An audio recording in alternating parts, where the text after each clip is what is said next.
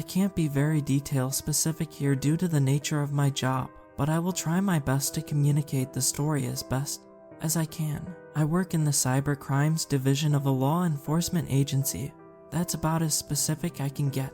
And I want to be clear here, most of the stories that you read about the dark web are outright fabrications. The tales of red rooms and stories of hiring hitmen are practically universally untrue. Most crime takes place on your normal everyday web. One Tuesday afternoon though, I got a call saying there was a new case for me. Well, the officer on the other end of the call didn't seem to be too sure that it was a case for me, but wanted me to have a look anyway. I went down to talk to two young boys, both of them were teenagers, likely still in high school. I was wondering what this was all even about when one of them started blabbering about something they got off the dark web. Apparently the two of them were doing a TikTok or YouTube challenge. I can't care to remember which one it was, but they were looking for things to buy off the dark web. Again, honestly, there's very little actual shady activity that goes on the dark web unless you want to buy drugs. So the two of them were mainly disappointed until they found a site that sold books, one of which they bought. I was then handed the book in question. I put on a pair of gloves and flipped through it. It was filled with photos of a young lady. Initially, they were of her smiling and in locations such as that of a meadow or city square, though as it went on they became more provocative, for a lack of a better term. She began wearing outfits like a maid uniform or a catgirl cosplay, and the last few photos were of her wearing nothing. "Is this all you wanted to show me?" I asked, wondering what the fuss was about. It was then that I was handed a card, one that had come with the book. It said, "Thank you for your purchase, dear customer." Inside you can find a treasure trove of photos of a young girl, though that's not all that's special about this book. To make sure that it is truly one of a kind, we made sure that you could get the full experience. The book is bound with her skin, so feel free to gently caress the leather as you think of her.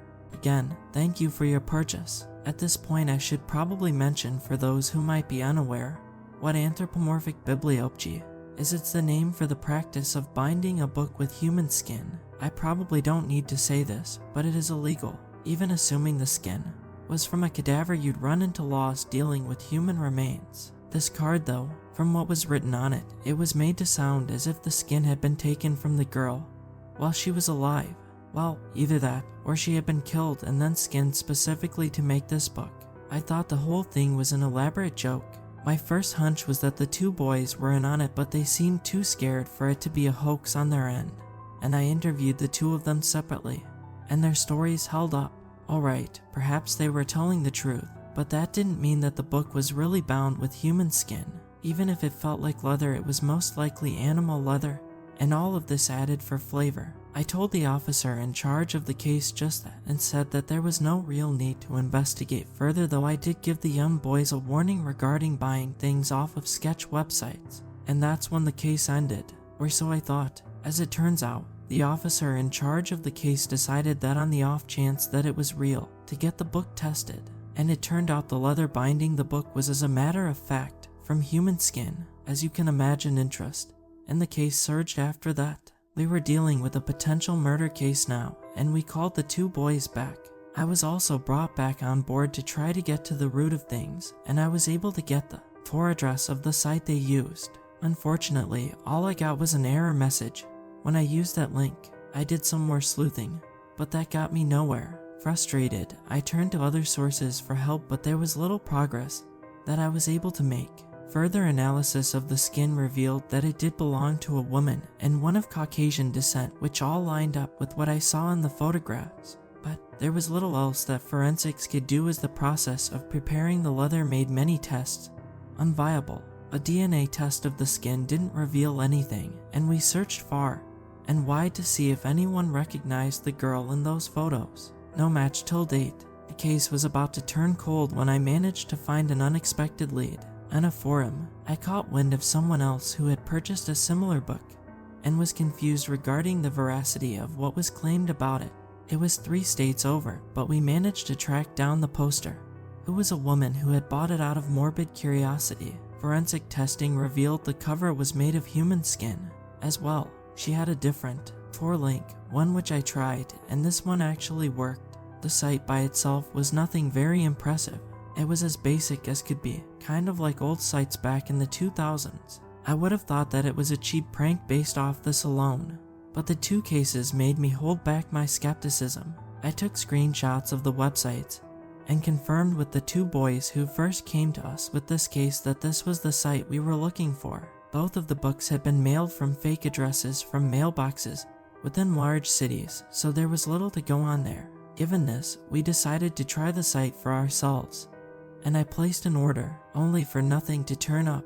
If anything, what happened was that the site's URL no longer worked, and it's here where things took a sinister turn. One of the boys, the one who had actually ordered the book, went missing one day. He was coming back home from school, and then, well, there was no further trace of him. A manhunt for months came up with nothing, until one day, the other boy came to us saying that someone had delivered a piece of paper to his house. It wasn't a normal piece of paper, it was a roll of parchment. Testing later revealed that the skin was human, and DNA testing showed that it was from the boy who had gone missing.